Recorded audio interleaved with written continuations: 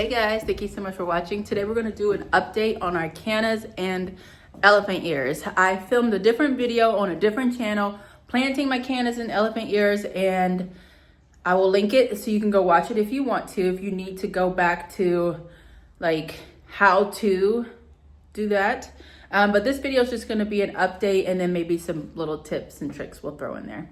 All right, so let's go ahead and get started. We'll start in the dining room where I have several pots, and this is where we filmed the video and where we put our plants. So just right off the back, ignore this, never happy. But anyways, so we've got this pot of cannas that we sewed together, and you can see how big this is now. Look at that. Gorgeous and tall. These are the Canna musifolia tubers, and I got these from my girl on Etsy, and I will link her shop. I shared her shop with you guys last year, and you guys sold her out so quickly. I don't know if she sold out just yet, but I will link it. Definitely check her out. She sends nice, big, healthy tubers, which is why I love ordering from her.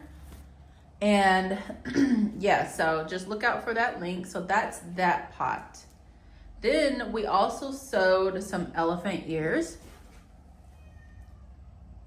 And here they are. They are much lower. So we do have another 2 pots of canna. So we've got that little one there. You can see this one I need to put some water in, but it has not. Actually, are those cannas? Those are not cannas, those are caladiums. Okay, so there's just one more pot of canna in here. And then we've got 2 elephant ear bulbs. So look at this. We've got this coming out the center.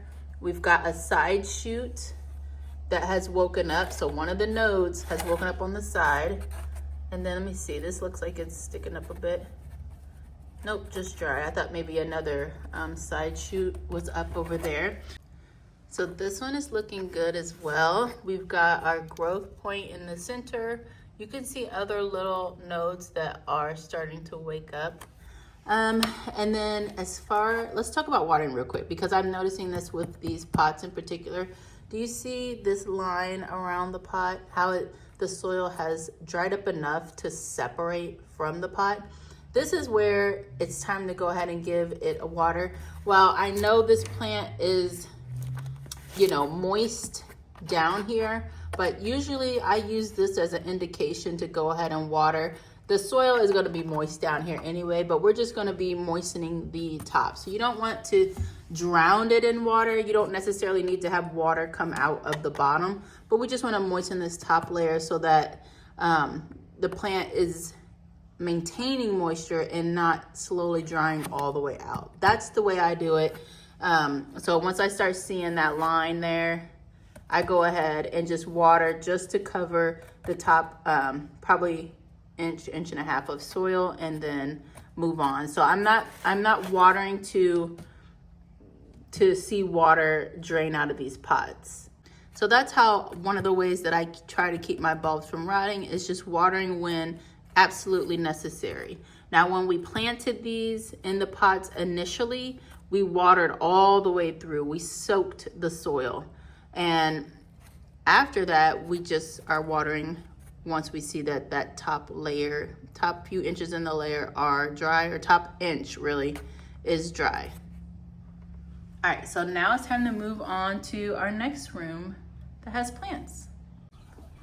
So we've got some pots over here, and we'll just go through them. Just obviously you can see that these 4 pots right here have cannas in them because they are up and active. And you can see how cute they are. And I treat these pots in here exactly like the others. Water when the top of the soil starts to seem dry. And then we're not watering all the way through. Like we don't need water to come out of the bottom of these pots at this moment. So over here we've got some elephant ears, and I left them above soil. Usually I bury them, but because they had a little growth, you know, little growth points already when I planted them. I just left them above soil. They had this darkness here, and then you could see where they started to grow out of that. So it had this layer and this layer and this, but it was farther down into here.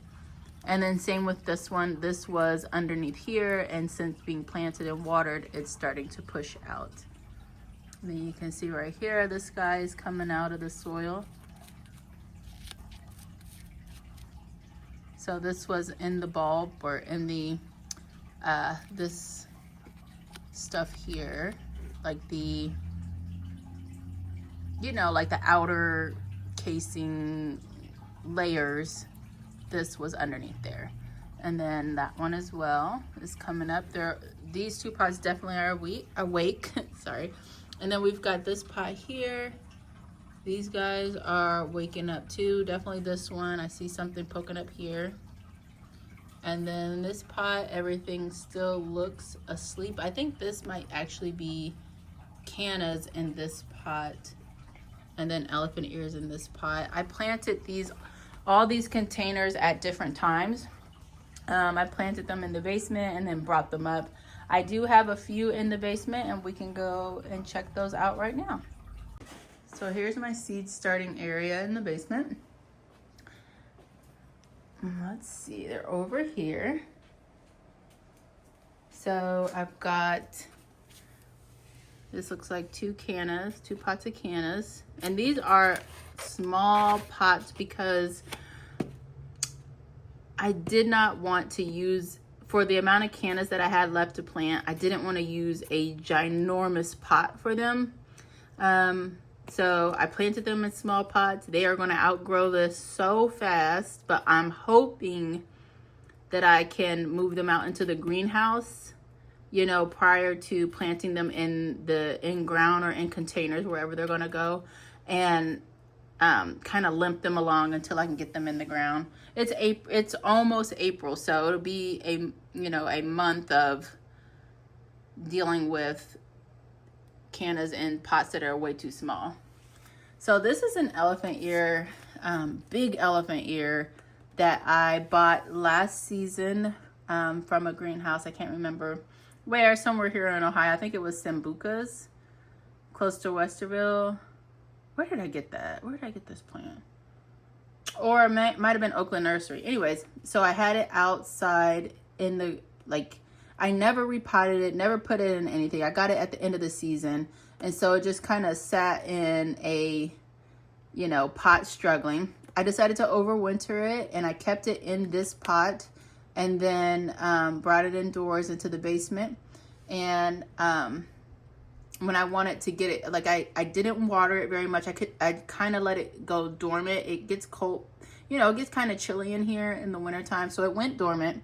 And then when I wanted to wake it up, all I did was I add more soil, topped it off, and then I started watering it. And I water it with lukewarm water, not super warm, but not cold water. And then now it's starting to wake up. You can see there's this little leaf about to pop up there. And then this alocasia here I actually bought probably in December, I think. And it had spider mites, as they tend to do. And so my reaction was to just cut off all the leaves and let it start fresh. And since it has started to put out new leaves, it's also, blooming. I have been making sure to clean and spray this plant weekly to keep it spider mite free, because I've got a lot going down or growing here, and I can't afford to have my seedlings have spider mites on them. They're just too young. They can't really handle that. And then having the treatments that I would need to give them to keep them healthy, neem oil spray, all kinds of stuff. I don't want to treat them with any of that stuff while they're just starting out. So I've been keeping this guy sprayed. And then the only other thing that had spider mites was this bonsai that is long gone. I need to toss in the trash. But We've got another pot of cannas down here. These guys are already awake and ready to go. But this one is Adora Batik. And she was like 15 bucks on sale. Gorgeous. I'm going to have her outside this summer. So I'm guessing the spider mites will be back, but I think she will really thrive outdoors. Either she will go out on my screen and porch or just out in the landscape in the shade. We'll see. Or if I'm really like, okay, I don't want to deal with the spider mite. I mean, indoors or outdoors, spider mites, if they're going to find your plant, they're going to find your plant. So it's just a matter of, you know, whatever you want to do. So anywho, I am rambling on, but let me know if you guys have any questions about elephant ears and cannas in containers. Let me know in the comments if you have started some indoors or you plan to buy some later on, already started from the garden centers. I would love to know what you love to do as far as growing those things. And don't forget to check out the link to the Etsy shop to get some cannas tubers. This year she actually had 2 varieties, so I'll link to one and then you can check out her site or shop and see if there's anything there that you might like for your garden. All right, guys, thank you so much for watching. I hope you enjoyed this video update, and I'll see you in the next one. Bye.